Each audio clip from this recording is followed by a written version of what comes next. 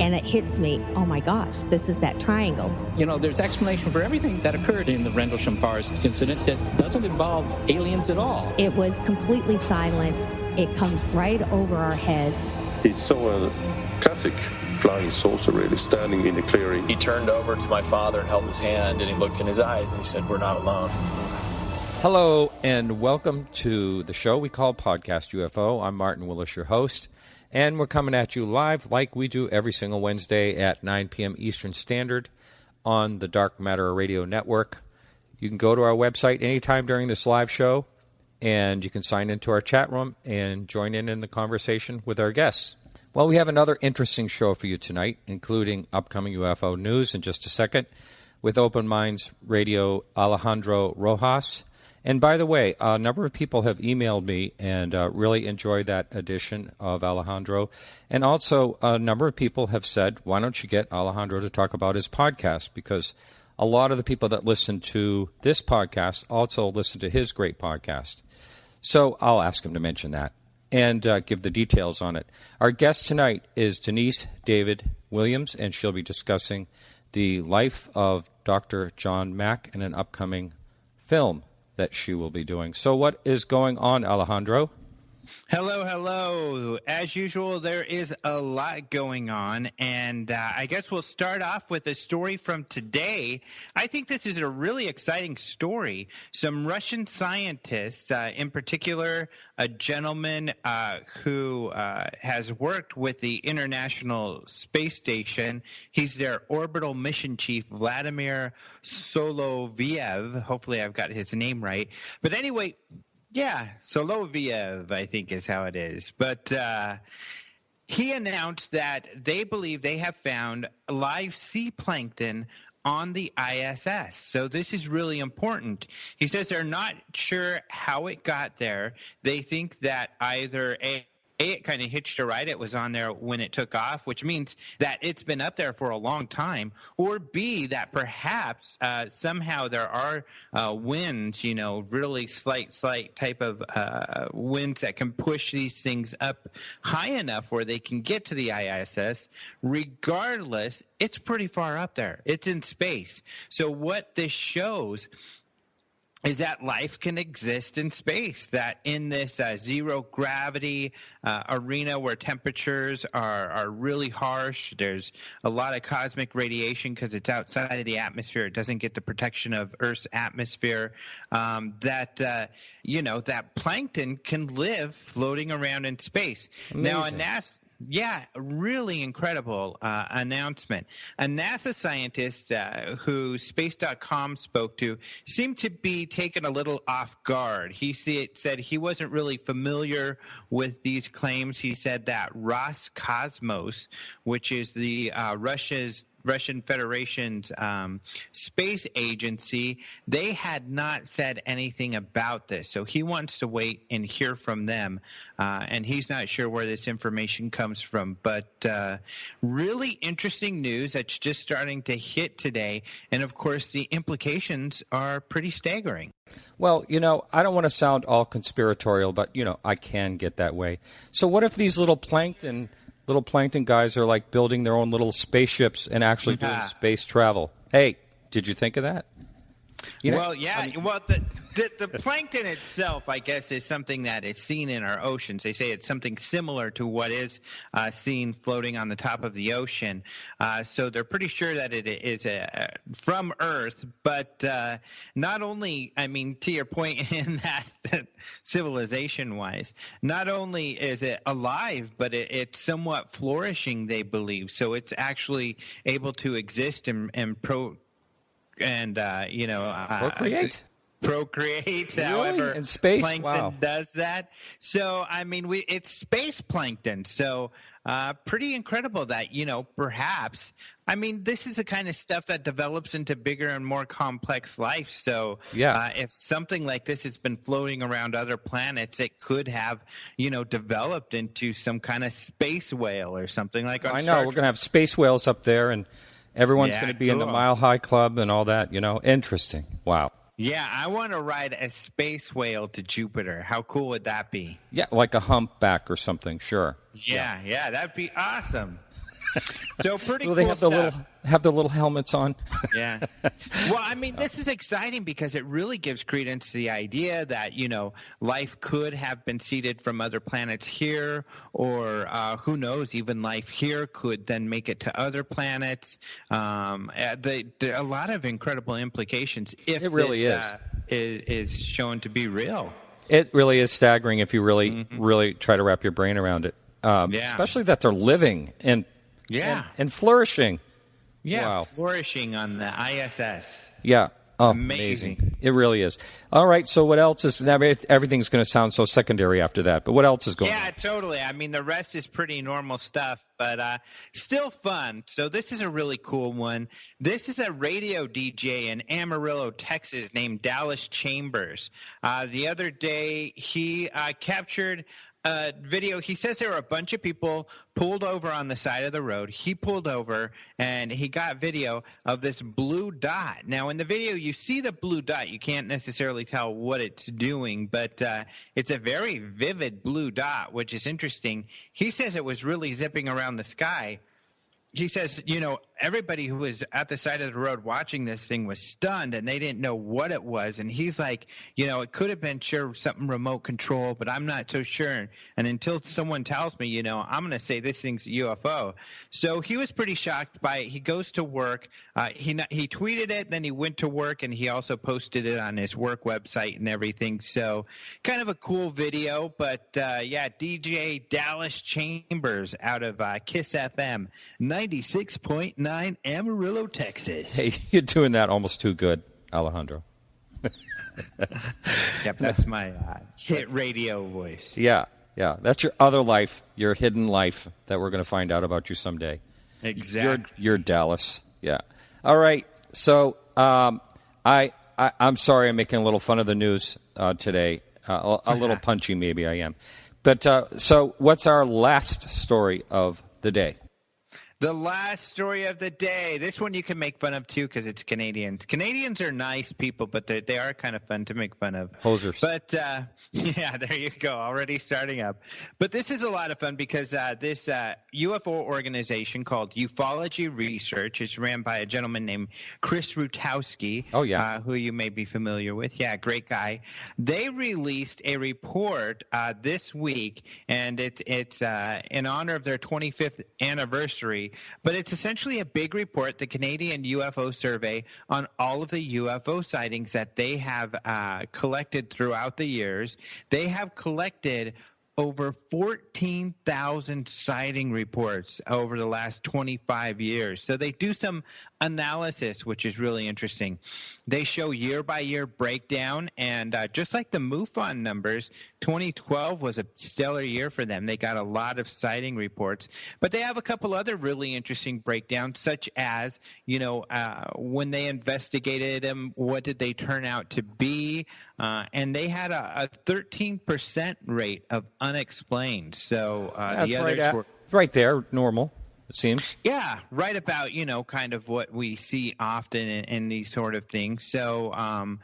So really interesting. And then they list, of course, a lot of these really cool cases that they've gotten over the years. So that's another story, something everybody should definitely go check out. You could go check this out at openminds.tv. And there is a radio tab at openminds.tv where people can go listen to our podcast, including, one of my favorite guests, which was you. Oh, that's right. I almost forgot all about that. So on podcastufo.com, you will see links that'll go right to the website, right on our homepage during this show. And thank you so much, Alejandro, and we'll be talking to you next week. My pleasure. Have a wonderful week. Thank you. So hang in there. We'll be right back with Denise David Williams. Stay tuned, hosers. Yeah.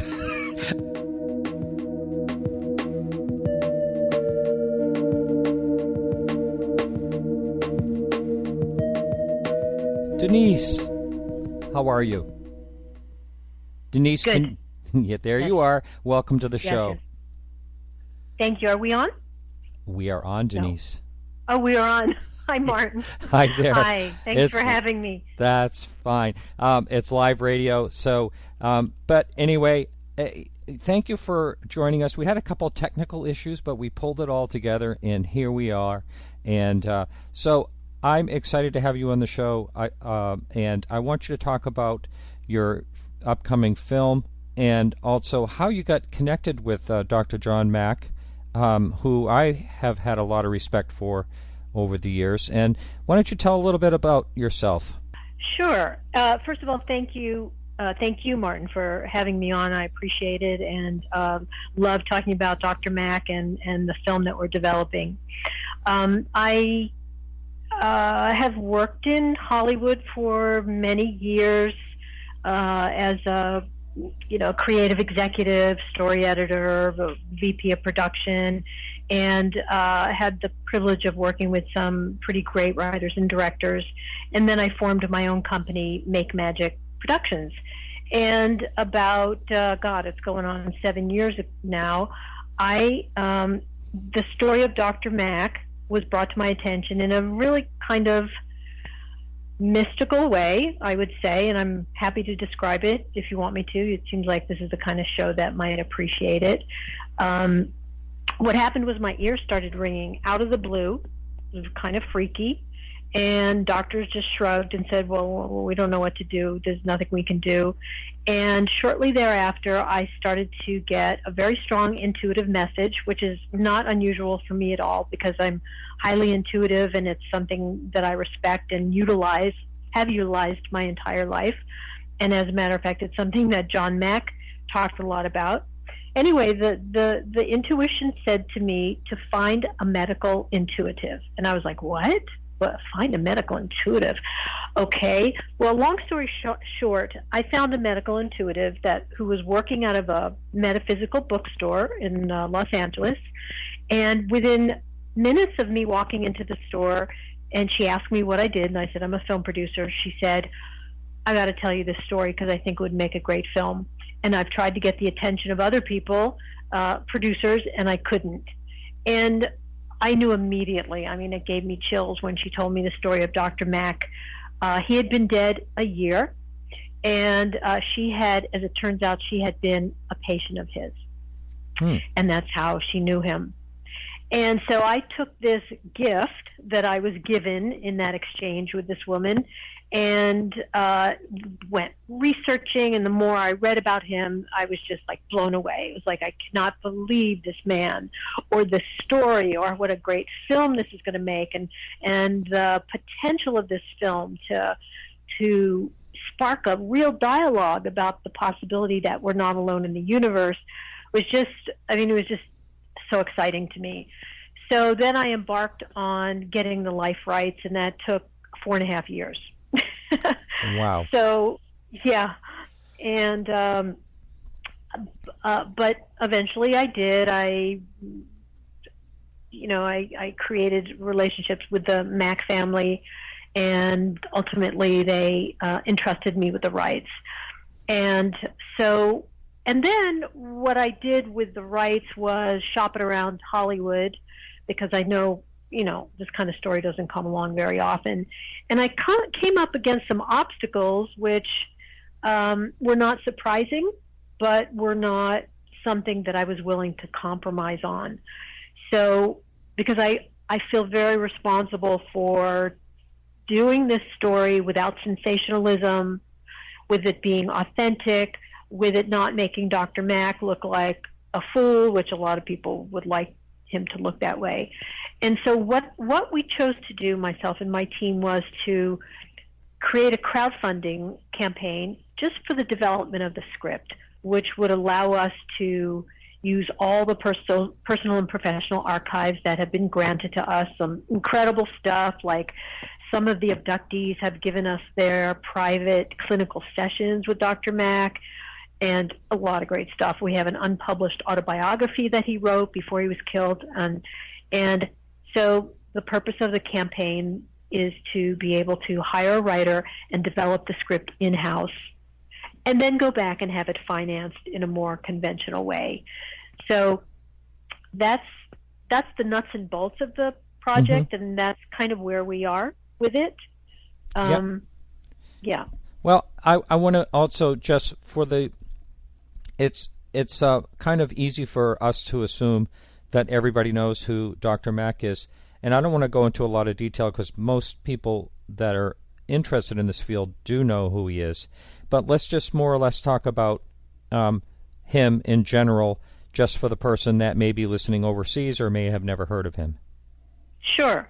So Dr. John Mack was head of psychiatry at Harvard University. He was a Pulitzer Prize-winning author. He was very highly regarded, and he was a scientist. He was real left brain, very materialistic worldview.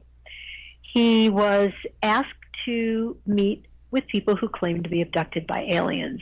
And this was really not something at all in his wheelhouse as a scientist and as a doctor.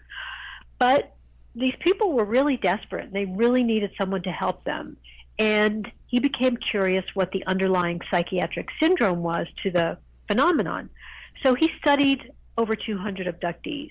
But he didn't do it at Harvard because he was kind of embarrassed that, he's studying aliens. So he set up a makeshift office in his home. And one by one, they came to his home. He went to great lengths to keep them apart from each other so they wouldn't be influencing each other's stories. And he used everything he had as a psychiatrist. And he even said to his wife, anybody who thinks they've been abducted by aliens has got to be mentally ill. But after using his entire psychiatric arsenal, he had a change of heart and mind. And according to his clinical assessment and judgment, these people were not crazy and they were not lying. And this was truly shocking to Dr. Mack. I mean, it really unsettled him to have his worldview that he was trained in his entire life, because by this time he was 60 years old, uprooted and challenged. And so he traveled the world and he met with African shaman and Australian aborigines and other people around the world, corroborated very similar stories. And he came back home and compiled his findings in his best-selling book, Abduction. And he went on a book tour. So now he's on Oprah, Larry King, the BBC, basically saying that aliens were real. And Harvard heard about this and they were mortified. So, mortified their head of psychiatry was doing this. So they convened a secret committee to try to discredit him, to take away his tenure, and to basically ruin his reputation. And for 14 months, they put him through what amounted to a witch hunt. He was mocked in the press. His colleagues thought he had lost his mind. His wife divorced him. And yet, Dr. Mack stayed loyal to the abductees. He said, there's an authentic mystery here. We can't turn away. And when an African bushman and an upscale New England housewife are telling the same story, we have to take the conversation seriously. And he went on to write another book, Passport to the Cosmos, which really reflects how John Mack changed. He became, by his own words, intuitive, heart-based, spiritual, right brain, basically. He shifted, and his entire worldview changed. And like many of the abductees, he went through a transformation the way they did through their abduction experience. So it's a big story. It's a deep story. It's complex. It's emotional. It's powerful. And I believe it will challenge us to, like I said earlier, have a real dialogue about what so many of us already, believe to be true, which is we're not alone in the universe. Right. The lawyer that up on the chat room, oh, by the way, if you're listening live, we have quite a few people in the chat room. You can jump over to podcastufo.com and join us in the chat room and ask some questions. I'm having a little bit of technical difficulty here, so hopefully I will be able to ask questions, but you can also chat among yourselves. Someone is stating here, one of our regular listeners, past guest, is in the chat room, and he's saying that the lawyer who defended him against Harvard, Daniel Sheenan, is speaking at a UFO retreat near Toronto at the end of this month, actually. Yeah, well, actually, there are two lawyers who defended John. One was Danny Sheehan, and one was Eric McLeish. And they both defended him in different capacities. But yeah, Danny Sheehan is great. He's amazing. And yeah, he helped John out quite a bit. You know, one of the, if the listener out there wants to watch a really great clip on just what a gentleman and how wonderful John Mack was, there's a lot on YouTube. And one that I really like and have paid a lot of attention to and want to have some guests on the show to talk about is, in particular, the 62 school children, excuse me, in Zimbabwe, pardon me, Africa, that saw the crafts land and the aliens, and how all 62 children just described exactly the same thing, and they were horrified. And if you watch John Mack interact on a YouTube video with those children, you can see what a solid guy he was with them. And is any part of that going to be in your film?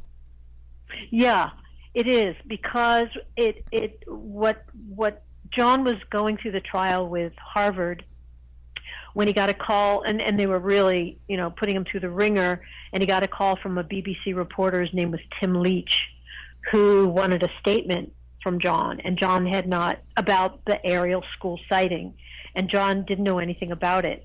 So at the request of the headmaster in Zimbabwe, John got on a plane and went to interview the children, which is what you were just describing. And the footage is astounding. Mm-hmm. It's just astounding how sincere these children are and how uncoached, and the things that they say that was transmitted to them mind to mind from the beings. And John started out as a child psychiatrist, and it really shows in that footage how gentle he is and right. working with them. So it's important for many reasons, because at home, while Harvard is skewering him, he's in South Africa basically being vindicated by these children. And it's a powerful juxtaposition. Mm-hmm. And I would really love to figure out how to get in touch with one of these children now, because that was back in the 1990s, and they're all in their 20s now. And, it was such a profound incident, and it certainly changed, I don't want to say all of their lives, but most of their lives, I'm sure. Yeah, actually, they're doing a documentary on those kids. And does this have to do with, I do have a guest coming up. He was there along with Dominique, on site with John Mack. And Dominique and Randy are doing Randy is a documentary. Mm-hmm. I see. Okay, Randy will be on to talk about that eventually. I did meet him, and he agreed to be on the show, and that will be great. So on the chat room, there was a question for you, and it just says, can you go over the case that stands out the most to you? Well, there was a guy named Peter. His real name is all over the internet, but just for the sake of this conversation, his name was Peter, and he was a patient of John's, and he agreed to be put through additional battery of psychological tests, and his experience was so profound and so transformative. He went on the speaking circuit with John. He was on Oprah with John. He was extremely courageous back in the 90s. If you go to our website, johnmackmovie.com, you'll see a video that he did for us recently, 20 years later. And, if you want to know the details of his story, just pick up John's book, Abduction, because he's a chapter in the book. Or better yet, contribute at John Mack Movie, and we'll give you a copy of Abduction. Oh, there you go. Is this sort of, maybe I have this wrong, but is it sort of like a Kickstarter campaign you're trying to do here? Yeah, it's an Indiegogo campaign. I'm sorry, I'm just not familiar. I have heard about that, but I don't know the details on how that works. And same thing. It's very similar. Mm-hmm. Yeah. And so let's say all the funding comes through. Can you go into some of the detail of what you're going to be covering in that? In the screenplay? Yes. Yes. Sure. Now, these are just broad strokes. Mm-hmm. We don't know structurally how it's going to be written or even how it's going to end up being edited. But basically, we're going to begin with the years where John Mack starts the abduction research, which was the early 90s, and follow him through the research, through his travels around the world. A big part of it is his conflict with Harvard, his transformation because of the work, his going down to Zimbabwe, and the relationships that he forms with the abductees, and then in 2004 he's killed by a speeding car in London. Mm. So that's just a beat, but that in no way does that really reflect the whole dramatic arc and everything of this piece. Mm-hmm. Now, I would imagine for you to get the permission to have the rights to this must have been very difficult, because from what I understand, they are very cautious in what the family does. So how did you get involved and actually get close enough where they trusted you? Did you build a relationship over a certain amount of time? Yeah, I mean, I tracked down one of John's sons, and I wrote him a letter, and then we had an initial call, and it was him, and there were other people in the room. I remember I was on speaker, and it was a process of gaining their trust, of convincing them that I was, sincere Mm-hmm. and very protective of John Mack's legacy. And, they just decided to trust me. And, that's no small thing on their part, because John had been dead only a year. And, here I am, I show up, knocking on their door, basically saying, I want to do this story. They don't know me. They don't know Hollywood. Not that I'm Hollywood, but this is where I've worked, so that's how they perceived me. And, I don't know even what that is, Hollywood. Do you know what I mean? It's just a iconic whatever name. But I am an independent producer who works in Hollywood, so that they were very leery of that, understandably. But I do think that obviously on some level they wanted his story to be told. I was just going to ask you that question. Yeah, because if they didn't, they would have never said yes. That's right, yeah. And it's a story that I think, must be told and not forgotten. And it's fascinating when someone can actually have the courage to do what he did with his stature and, really take that leap to really look into the subject seriously and open-mindedly. And one of the great things I think about him. Yeah, and I hear that over and over and over again, and I get emails from people all around the world, especially after I do a show like this, and people who've met him or in some way had some sort of experience with him. And to a person, they talk about his compassion, his humility, his kindness, his intellect, his open-mindedness, his open-heartedness, across the board. But let me say this, we are creating a three-dimensional human being in this film. And so this is not going to be someone who walks on water. He does have his flaws like all of us, mm-hmm. And his shortcomings, and that's also what will help make the character interesting. So, But nevertheless, my point was, he really is a beloved figure to a lot of people. Mm-hmm.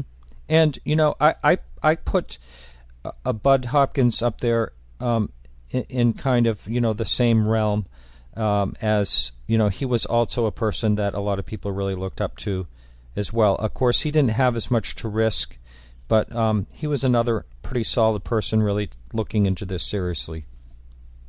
And do you mention Bud at all? Is Bud going to be any part of this or talked about in any part of this? Yes, because Bud was actually, it began with Stan Groff, who was a transpersonal psychologist. He still is. And he gave John a chapter called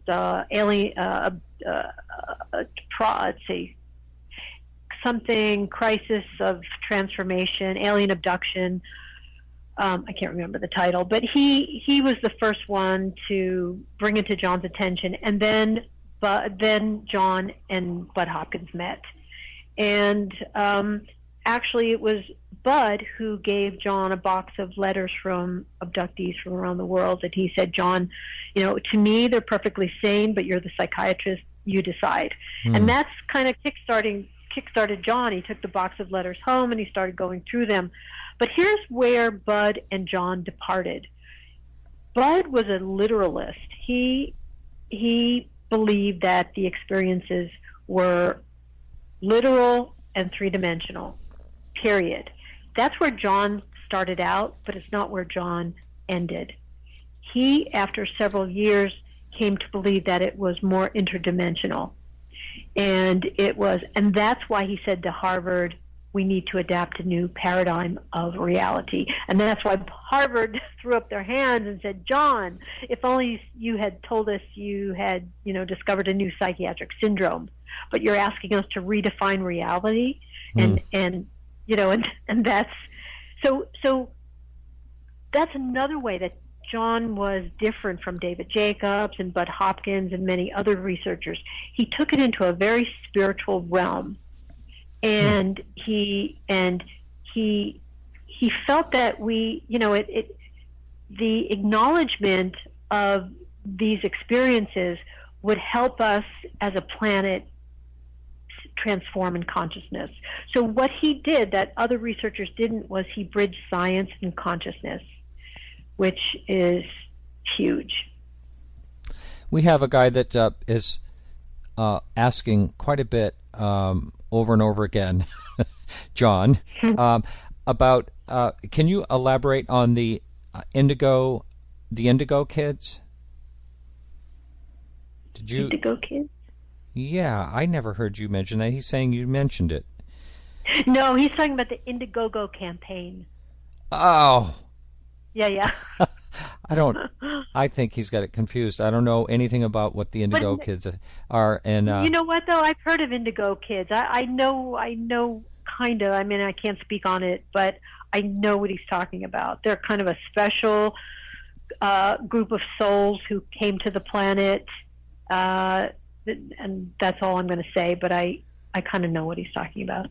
I see. So it's just that he picked up when you were talking about the campaign and confused it. I understand. Okay. Yeah. So let's move on. But anyway, if you're listening live, you can jump over to the chat room. And I see we have a number of people on there now. If you'd like to ask our guest tonight, Denise David Williams, a question or anything about John Mack, you're welcome to chime in. And when do you perceive that you'll be actually starting to work on this film? Let's just say the funding goes through. Is this something you're going to work on right away? Well, let me just say I've been working on it for 7 years. So, wow. So I won't be, it's an ongoing process.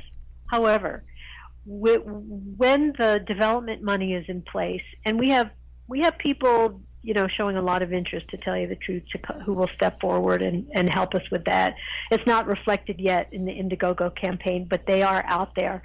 And once we have that in place, the right writer and myself and the consultants who are on board will spend several months crafting the screenplay.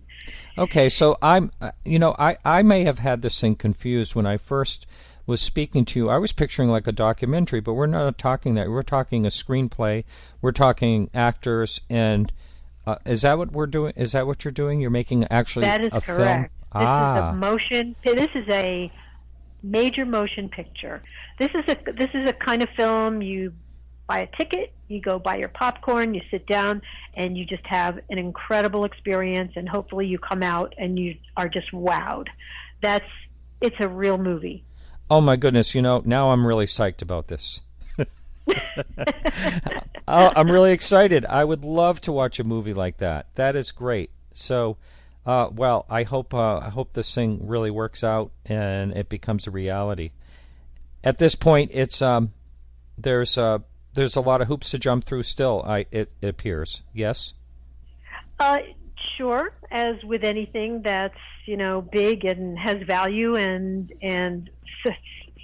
big endeavor like this, but it's done all the time. Films are made. I've been in the business long enough to know how to put one foot in front of the other, and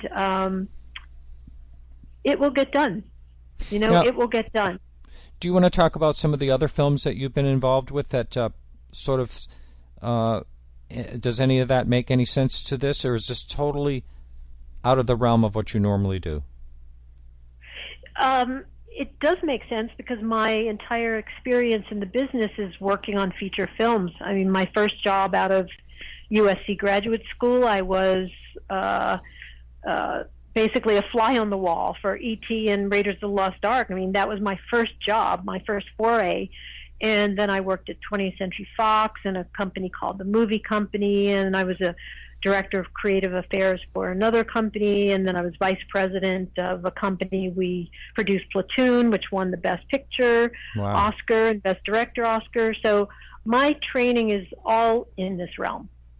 Wow, that is big amazing. Commercial feature film. Mm-hmm. I don't understand this same person that asked about the indigo children is asking about Hawking radiation. Does this have anything to do with John Mack or anything? Are you familiar with that? Not that I'm aware of. Yeah, I know that has to do with black holes and all that. But I'm not aware of that. John, maybe you should stop asking questions. Okay, all right. Someone is saying when they heard you say the screenplay, they were thinking about the Travis Walton experience and hope that it doesn't go down, the same path as Fire in the Sky. And it sounds to me that you are really looking to keep his story very, very accurate. Now, I have to say that a lot of times people are always trying to sensationalize something because it doesn't seem like enough. I mean, how are you going to maintain that equality where you don't get so tempted to go over the edge and make something more sensational? Well, I don't know the film that you referred to. I mean, I think I vaguely am aware of it. What was it called? Watchers in the Sky? No, Fire in the Sky with the Travis Walton incident. The abduction in Arizona back in 1978, I believe it was. It is one of the real solid abduction accounts, one of the most solid ones out there. And a lot of that story, he was still glad the movie was made, but some things were changed because the producers of the film just wanted to make it more sensationalized and, did a lot of things different than they actually happened. He went along with it, but does talk about how it sort of bothered him quite a bit. Mm-hmm.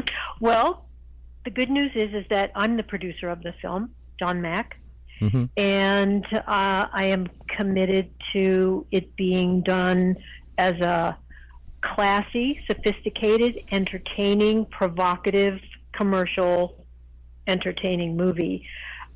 It is fiction. It is a fictional film, however. It's not a documentary. So it's not going to completely connect the dots to John's life, but it will capture the spirit of John Mack's life and of the important events that are, relevant to the story. So I think everybody knows what that means. You see a movie like, any picture that's about a real person. Ray comes to mind. I think it was about Ray Charles, right? Or there are any number of them. And, we know when we're moved by them. They may not be detail by detail exact facts, but they capture enough authenticity that, you're satisfied. Right. Now, myself and a lot of people in the field are going to definitely line up to see a movie like this. But what about John Doe out there who has never really looked into the subject? What is going to catch his eye to go visit a movie like this? Well, I think that pretty much everyone on the planet has an opinion about aliens. And I think the facts are 50% believe there are aliens and 50% don't believe there are aliens. But there's nothing better than controversy to help promote a film.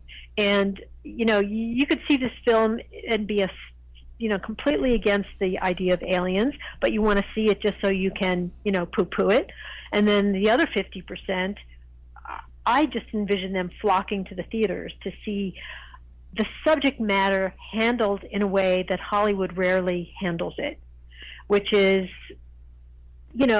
presenting aliens so that they're not, just here to conquer us or threaten us or scare us or take us over.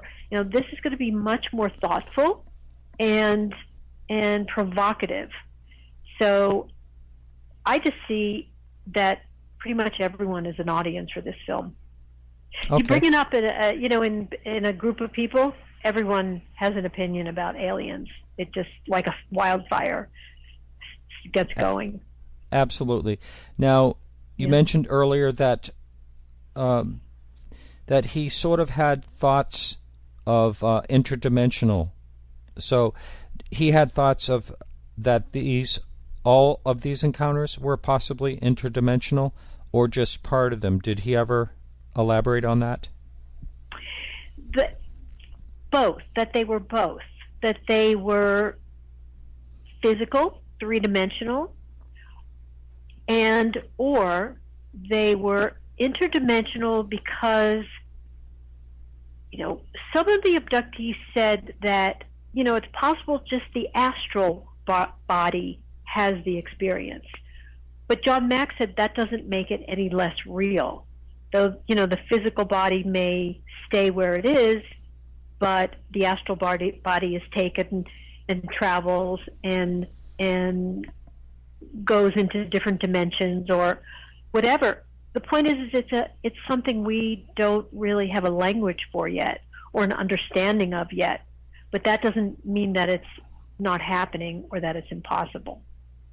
So I want to talk a little bit about you and how you became open-minded enough to do this. Did you ever explore this part of the subject before you ran into that woman?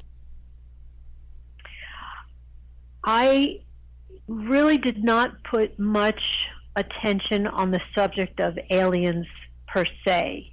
However, really from the minute I got to the planet, as I said earlier, I had a very highly developed intuitive nature, and I was always kind of aware of the veil, like what other dimension, what took place behind the veil.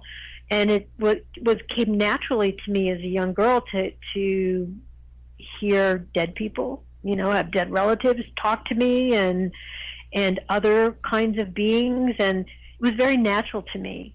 So when I heard about John Mack and his story and how he took it into the subject into a spiritual realm, I just said, I'm the person for this job.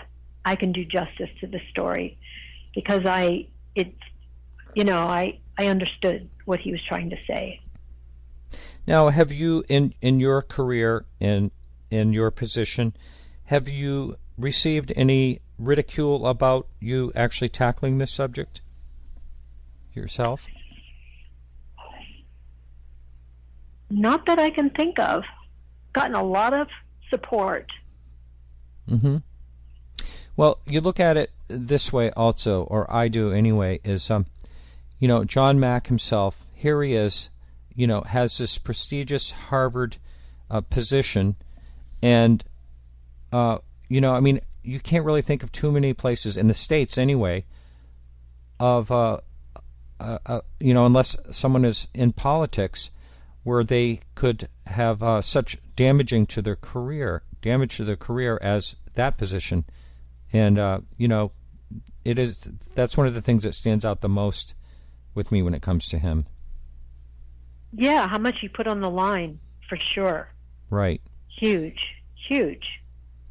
And I understand that he was pretty open-minded most of his life, and something I read about his parents or his upbringing was pretty interesting. Is there anything to talk about when it comes to that? His mother died when he was 9 months old, and his father remarried. He was brought up in Manhattan in a very intellectual but atheist home. Even though they were Jewish, they were intellectuals. They were not religious. And I believe his mother was an economist. His father was a doctor. Education was very important. And he was a left-brain guy, no doubt about it. That was his worldview. Rational, materialistic, that was the world that he was raised in and the world that he knew. Mm-hmm. Now, I know a lot of people have tried to make a conspiracy over his death, which my own thoughts are it was just an accident. Someone was drinking behind the wheel, and it was just an accident. Do you hear a lot about that? Yeah, people ask about that a lot, and people like to think that it was a conspiracy and, mull it around. But I agree with you and with the family that it was a drunk driving accident. He was in London. If you've ever gone to London, you know how easy it is to look the wrong way. And right. He got hit. Mm-hmm. Yep. A very simple thing that anyone could do.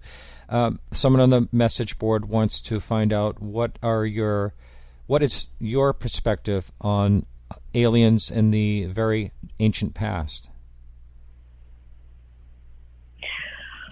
Well, I only have an opinion, and it's not a very educated one. But I do believe that they have been here from the beginning of our existence.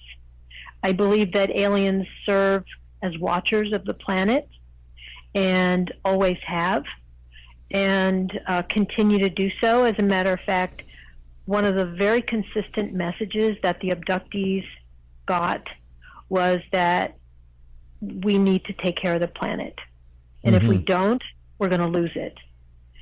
You hear that over and over and over and over. And yes. Even with those 62 children in Zimbabwe, they said that they had those feelings that they had never had before, that, we are destroying the planet and we have to take care of it. Exactly. And that's enough to give anyone goosebumps right there, if you ask me. And one little girl said, they told me that we're getting too technologed. Now, what 8-year-old knows how to say that, Yeah, we talk about that quite often in this show, how we have the bottleneck of technology to get through where we don't destroy ourselves here, basically. Yeah. Mm-hmm. Another question up on the board. John Mack and Bud Hopkins, did they ever discuss alien DNA and human DNA mixing? In other words, hybrids?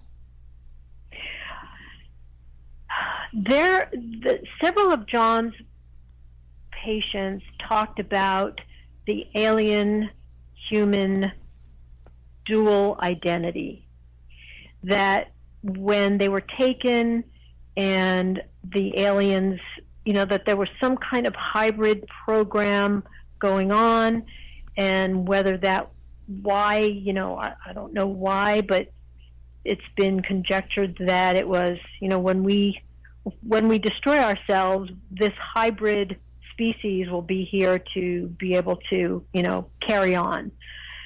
So John did, again, if you look in his book Abduction, he talks about that in great depth. Like some of the abductees feel that the part of them that was left on the ship is more important or a bigger draw for them emotionally than the mate that they left back here on Earth. And it causes, as you can imagine, a lot of problems in a marriage per se, for instance. So yeah, he did address that. Now, so you've been at this particular project or subject for about 7 years, if I heard you right. And did you always conceive the thoughts about what you mentioned just a few minutes ago, that you believe that they've always been here and guardians of the planet, or is this something that you've actually contemplated since you've been looking into this topic more deeply? I think it's something that I've come to be aware of since I've been, having my attention on this topic. Although I will say, many years ago, I had experience with beings, not alien beings, but beings that were light beings that communicated very freely and openly and with amazing wisdom that was quite helpful to me at a certain time in life. And I don't know if we would consider those aliens or not, but they were timeless, and so I don't know. I mean, it's such a huge conversation. The rabbit hole is so deep, and so it's both, Martin. I've always had an interest in it and somewhat of a connection to other dimensions, but I've learned so much more and recently because of the project. We had a very interesting question up on the message board. Upon John's death, it is alleged that an acquaintance he was staying with went to the morgue and John appeared to them. When the acquaintance asked about the aliens and what he'd learned from the other side, he was supposed to have said, "They are not what we thought." Have you ever heard that story? Yeah, I have heard that story. And I don't know about that particular quote, but I do know that several people around the world who are mediums, psychics, whatever you want to call it, including the very first woman who told me about John, have contacted me and told me that they've had direct contact with him since he passed over. And they've given me various messages, not to me, but just things that he has said allegedly through them. And one of the things was that when he was killed, he said it was okay. I was very tired. It didn't hurt. And I'm continuing my work over here. Wow, that's pretty amazing. So I want you to talk a little. We have about 4 minutes left, and I want you to talk more or less about how someone can, if they're interested in helping you out or talking to other people to help you out. Can you just tell them how to do that? Yeah, if the listeners are moved to do so, and I really hope you are, go to johnmackmovie.com. It's where our Indiegogo campaign is, and contribute whatever you can. And if you're out there and you're listening and you have a larger sum of money that you can contribute, please contact me. We're open to giving a credit on the film. Personally, I really feel that it would be such a privilege to be part of this, in exchange for cash. It's going to be, and it is, an amazing, prestigious project. And, if someone really wants to participate, please email me. But having said that, any contribution is appreciated and very much needed. So, like I said, I've been working 7 years on my own dime. As I develop the script, I still won't be getting paid. And it's really not until we sell the script that I'll get paid. So the money is going right to development. So johnmackmovie.com. All right, very good. johnmackmovie.com. Well, it's been a real pleasure speaking to you this evening. And I wish you all the luck in the world, and let's stay in touch. I want to definitely be sitting in the premiere of that. Fantastic. You got it. All right. Well, that's it for our show today. If you missed any part of the show, you can catch it as a podcast and a whole bunch of other podcasts And I want to thank everyone for helping out with the show today. Our guest, of course, Denise David Williams, Keith Rowland, producer for the Dark Matter Radio Network, Carrie Lloyd Whitehouse for our music, Peggy Shunning for managing our Facebook page, and remember to like us on Facebook for all the latest UFO news. And Denise, I want to thank you once again. And thank you, Martin. And we definitely want to have you on before this movie is coming out. And you can check us out live next week here at the Dark Matter Radio Network. And every Wednesday, this is Martin Willis reminding you to keep your eyes to the sky. And we'll see you next week.